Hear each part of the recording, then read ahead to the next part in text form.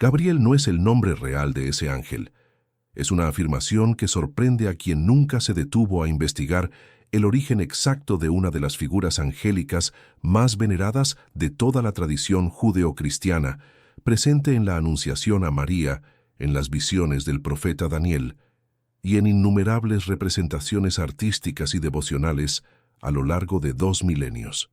La forma que hoy pronunciamos en español es ya el resultado final de un largo recorrido de transliteración y adaptación fonética, exactamente el mismo tipo de proceso que ya investigamos con los nombres de Jesús y de María en videos anteriores de este canal. El nombre original, tal como aparece efectivamente en el texto hebreo más antiguo que lo menciona, era considerablemente distinto en su forma, aunque sorprendentemente cercano en su pronunciación general a lo que hoy conocemos. Hoy vamos a investigar ese nombre original con el método que Baruch Spinoza nos enseñó a aplicar a cualquier texto religioso, sin miedo, sin reverencia automática, siguiendo el rastro documental exacto de su origen lingüístico y de su significado real. Quiero ser honesto contigo desde el primer minuto, porque este canal existe para acercarte a la investigación rigurosa, no al misterio esotérico sin fundamento. Spinoza, que sepamos, nunca escribió específicamente sobre la etimología del nombre del ángel Gabriel como tema propio. Lo que sí nos dejó es algo mucho más valioso para nuestra investigación. Un método completo para rastrear con precisión filológica el origen de los nombres teofóricos hebreos, es decir, aquellos nombres que incorporan directamente una referencia explícita a la divinidad dentro de su propia estructura gramatical, y para distinguir con ese mismo rigor entre el significado histórico documentado de un nombre y las especulaciones esotéricas sin respaldo académico que circulan ampliamente sobre estas mismas figuras angélicas en ciertos círculos de Internet contemporáneos. Para situarnos conviene recordar brevemente quién fue Spinoza. Nació en Ámsterdam en 1632, en una familia judía sefardí que había huido de la persecución en Portugal. A los 24 años, fue excomulgado por su propia comunidad, con una de las condenas más severas jamás registradas, por atreverse a leer los textos sagrados como documentos humanos, producidos en contextos históricos y lingüísticos concretos, y no como dictado literal e incuestionable descendido sin ninguna mediación desde el cielo. Su formación en la gramática hebrea clásica, la misma tradición lingüística que produjo nombres como el que vamos a investigar hoy, resulta particularmente relevante para esta investigación específica, porque Spinoza dedicó considerable atención filológica a la estructura interna de los nombres propios hebreos y a lo que esa estructura revela sobre las creencias y las prioridades religiosas de quienes los formaron. Empecemos entonces por el nombre real. En hebreo, tal como aparece efectivamente en el libro de Daniel, la fuente textual más antigua que menciona a esta figura angélica por su nombre propio dentro de toda la tradición bíblica, el nombre se escribe Gabriel, formado por 2 elementos que cualquier hablante de hebreo antiguo habría reconocido de inmediato en su composición interna. El primer elemento, Geber, significa hombre fuerte, guerrero o héroe, un término que aparece de manera independiente en numerosos pasajes del Antiguo Testamento para describir a hombres de fortaleza física o militar excepcional,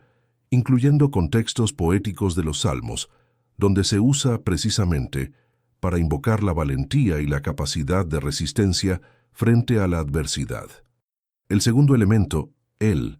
es una de las formas más antiguas y más extendidas del propio nombre divino dentro de las lenguas semíticas, presente también en otros nombres teofóricos bíblicos ampliamente conocidos como Miguel, Micael en su forma hebrea original, o Daniel mismo Daniel, cuyo propio nombre significa, literalmente, Dios es mi juez. La combinación de ambos elementos produce un significado que los especialistas en filología hebrea traducen habitualmente como Dios es mi fortaleza, o alternativamente, como héroe de Dios, 2 traducciones que capturan matices ligeramente distintos, pero complementarios del mismo nombre compuesto. Antes de investigar con más detalle el contexto textual específico en que este nombre aparece documentado por primera vez dentro de la tradición bíblica, quiero hacerte una pregunta que vamos a retomar más adelante en este video. El español se habla en más de 20 países, y la devoción hacia esta figura angélica específica, especialmente vinculada a la fiesta de la Anunciación,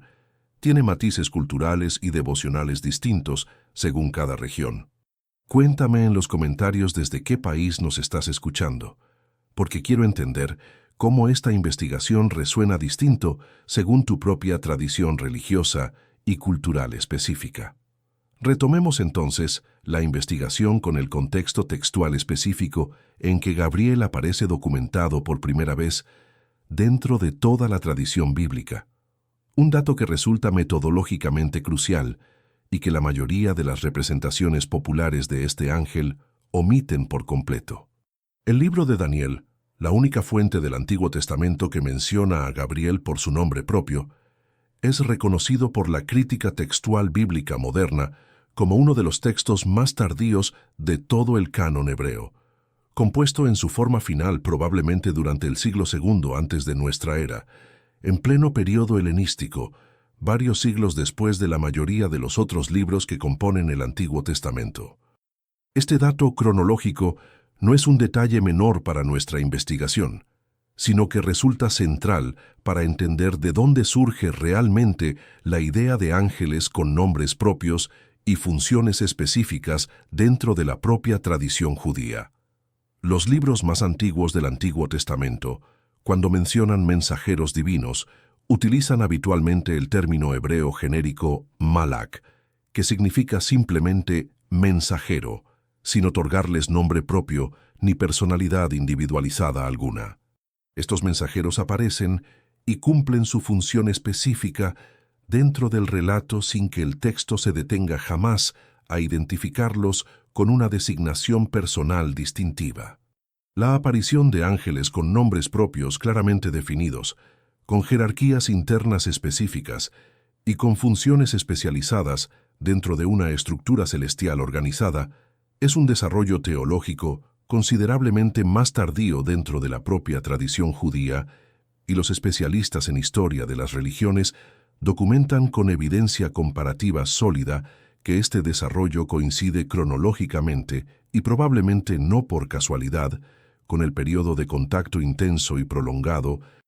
entre el judaísmo del Segundo Templo y el imperio persa aqueménida, que gobernó Judea durante buena parte de ese mismo periodo histórico.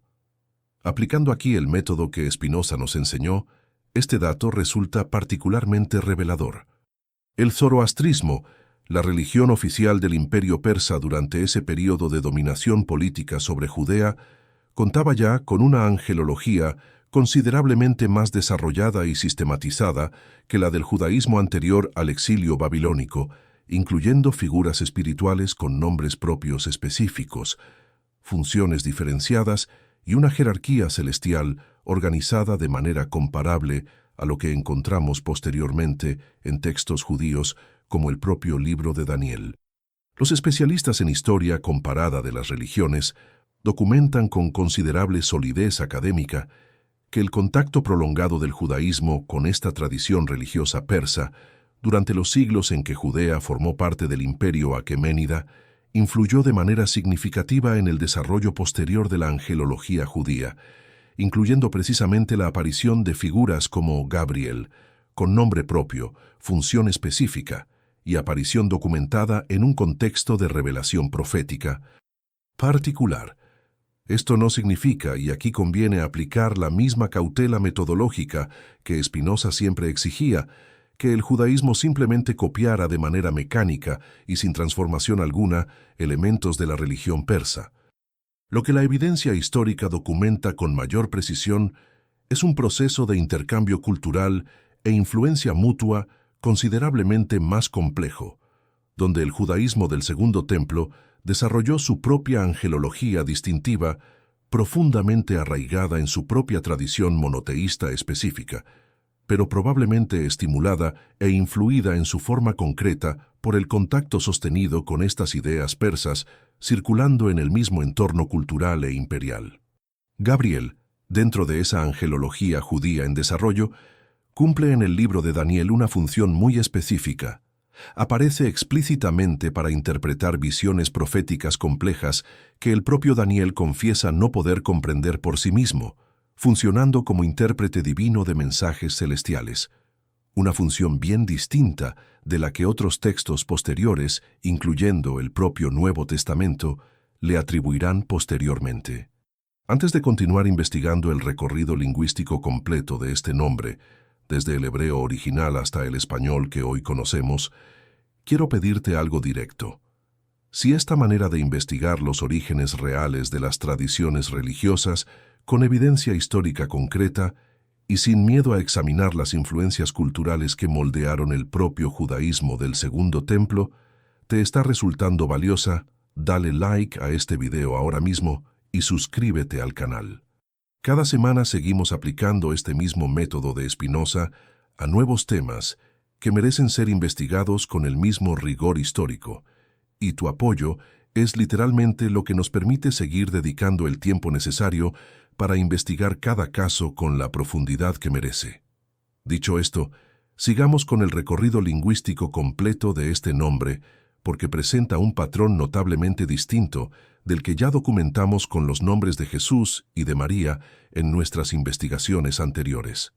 Vamos entonces con el primer paso de esa transformación, el momento en que Gabriel tuvo que atravesar la barrera del idioma griego, tanto en la Septuaginta, la traducción griega del Antiguo Testamento realizada por comunidades judías helenizadas, como posteriormente en el propio Nuevo Testamento, donde el ángel aparece mencionado explícitamente en el Evangelio de Lucas durante los relatos de la Anunciación tanto a Zacarías como a María. Aplicando el mismo rigor metodológico que ya empleamos en nuestras investigaciones anteriores, conviene notar de inmediato una diferencia fonética importante respecto a los casos previos. El nombre Gabriel no contiene el sonido sh que tantos problemas de transliteración generó con el nombre Yeshua, ni presenta ninguna otra combinación consonántica particularmente problemática para el sistema fonético griego. La consonante hebrea correspondiente a nuestra V, que en la pronunciación hebrea tardía y en el hebreo moderno suena como una V o una B suave, dependiendo del contexto gramatical específico, se transliteró al griego mediante la letra beta, produciendo la forma Gabriel prácticamente sin necesidad de ajustes fonéticos adicionales significativos. El resultado final en griego fue Gabriel, una forma que preserva de manera notablemente fiel tanto la estructura silábica como la pronunciación general del nombre hebreo original, con una fidelidad considerablemente mayor a la que documentamos, por ejemplo, en la transformación de Yeshua a Jesús, donde la ausencia total de un sonido equivalente forzó una adaptación considerablemente más notoria y perceptible al oído de cualquier hablante familiarizado con ambos idiomas. Este dato filológico resulta interesante para nuestra investigación, aplicando el método comparativo que Spinoza nos enseñó, porque documenta con claridad que la magnitud de la transformación fonética que sufre un nombre propio al atravesar distintos sistemas lingüísticos depende directamente de las características fonéticas específicas de ese nombre particular, no de ningún patrón uniforme aplicable de la misma manera a cualquier término bíblico. Algunos nombres, como el de Jesús, requerían adaptaciones fonéticas considerables debido a sonidos hebreos sin equivalente exacto en griego. Otros nombres, como el de Gabriel, al carecer de esos mismos sonidos problemáticos, atravesaron el proceso de transliteración con una fidelidad considerablemente mayor a su forma original, precisamente porque su estructura fonética resultaba ya, desde el principio, mucho más compatible con el sistema de sonidos disponible en el propio alfabeto griego. El siguiente paso de esta transformación, del griego al latín, resultó todavía menos disruptivo. Cuando San Jerónimo tradujo tanto el libro de Daniel como el Evangelio de Lucas al latín en su Vulgata, adoptó directamente la forma latina Gabriel, prácticamente idéntica en su ortografía a la forma griega previa, sin necesidad de introducir ningún ajuste fonético adicional significativo. Esta estabilidad se mantuvo, además, de manera notablemente consistente a lo largo de la evolución posterior hacia las lenguas romances, un patrón todavía más marcado que el que documentamos con el nombre María en nuestra investigación anterior. En español es Gabriel, en portugués es Gabriel, con idéntica ortografía, en italiano es Gabriele, con una vocal final añadida según las convenciones fonéticas propias de esa lengua, y en francés es Gabriel, nuevamente con ortografía prácticamente idéntica, aunque con una pronunciación considerablemente distinta, condicionada por las reglas fonéticas específicas del francés. Aplicando aquí una reflexión final sobre este recorrido lingüístico específico, conviene notar que la notable estabilidad de este nombre a través de tantas lenguas y tantos siglos de evolución histórica documenta, de manera particularmente clara, un principio general que el método de Spinoza nos permite formular con precisión. La evolución fonética de cualquier palabra, incluidos los nombres propios más sagrados de una tradición religiosa, responde siempre a factores lingüísticos objetivos y documentables, nunca a ningún tipo de intervención sobrenatural que preservara de manera especial un nombre sobre otro. Gabriel se mantuvo notablemente estable, porque su estructura fonética original ya era, desde el principio, compatible con los sistemas de sonidos del griego y del latín, exactamente el mismo tipo de explicación puramente lingüística y verificable que ya aplicamos para entender por qué otros nombres bíblicos sufrieron transformaciones considerablemente más notorias a lo largo de ese mismo recorrido histórico entre lenguas. Investiguemos ahora el aspecto de esta investigación que probablemente resulte más útil para desmontar, con evidencia filológica sólida, un tipo de contenido extraordinariamente extendido en ciertos círculos de Internet contemporáneos. Basta con buscar el nombre de este ángel en cualquier plataforma de video o red social para encontrar una cantidad considerable de contenido que presenta a Gabriel, o a los nombres angélicos en general, como códigos numerológicos secretos, claves cabalísticas ocultas reservadas para iniciados, o mensajes cifrados con significados esotéricos que solo determinados maestros espirituales autoproclamados serían capaces de descifrar correctamente. Aplicando aquí el método que Spinoza nos enseñó, conviene examinar con el mismo rigor filológico que hemos aplicado a lo largo de toda esta investigación qué tiene de cierto y qué tiene de pura fabricación sin respaldo académico, este tipo de afirmaciones extraordinariamente populares. La realidad documentada por la filología hebrea es considerablemente menos misteriosa, aunque no por eso menos interesante, que estas narrativas esotéricas. Gabriel no es un nombre secreto, cifrado ni reservado para iniciados de ningún tipo. Es, como ya documentamos con precisión en la primera parte de esta investigación, un nombre teofórico perfectamente común dentro de la estructura de nomenclatura hebrea del período del Segundo Templo, formado según un patrón gramatical extraordinariamente extendido y bien documentado en decenas de otros nombres bíblicos completamente ordinarios. Este mismo patrón de combinar un sustantivo o un verbo hebreo con el elemento el, o con alguna forma abreviada del propio nombre divino de 4 letras, IHWH, aparece en cientos de nombres propios hebreos documentados tanto dentro como fuera de la Biblia, desde Miguel, Micael, quien es como Dios, hasta Rafael, Refael, Dios sana, pasando por Daniel, Dios es mi juez, o el propio nombre Natanael, Dios ha dado. Ninguno de estos nombres esconde ningún código numerológico especial más allá de su significado gramatical directo y perfectamente transparente para cualquier hablante de hebreo antiguo con conocimientos lingüísticos básicos. La confusión popular contemporánea sobre supuestos significados ocultos y numerológicos de los nombres angélicos tiene, en realidad, un origen histórico identificable y considerablemente más tardío que el propio texto bíblico, y aquí el método de Spinoza vuelve a resultar indispensable para distinguir entre distintas capas históricas de tradición. Existe efectivamente una tradición mística judía tardía, particularmente desarrollada dentro de la cábala medieval a partir del siglo XII y siglos posteriores, que sí desarrolló sistemas complejos de interpretación numerológica de las letras hebreas, conocidos técnicamente como gematria, asignando valores numéricos específicos a cada letra del alfabeto hebreo y buscando después correspondencias significativas entre palabras que compartieran la misma suma numérica total.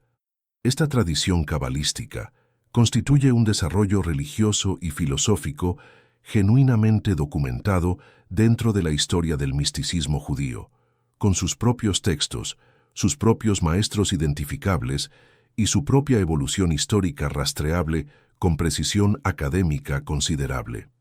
Sin embargo, y aquí conviene aplicar con particular firmeza el rigor metodológico espinosista, buena parte del contenido popular contemporáneo sobre numerología angélica que circula ampliamente por Internet no tiene ninguna relación documentada con esta tradición cabalística histórica genuina, sino que representa una fabricación considerablemente más reciente, frecuentemente del siglo XX o incluso del propio siglo XXI, que combina de manera indiscriminada terminología cabalística tomada superficialmente, numerología de origen completamente distinto y ajeno a la tradición judía, como ciertos sistemas numerológicos de origen pitagórico o esotérico occidental moderno, y afirmaciones sobre significados secretos que ningún especialista académico en filología hebrea,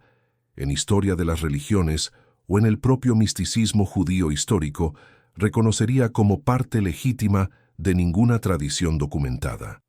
Un investigador riguroso siguiendo el método de Spinoza, exactamente como haríamos con cualquier otra afirmación religiosa examinada en este canal, debe exigir siempre la misma pregunta esencial: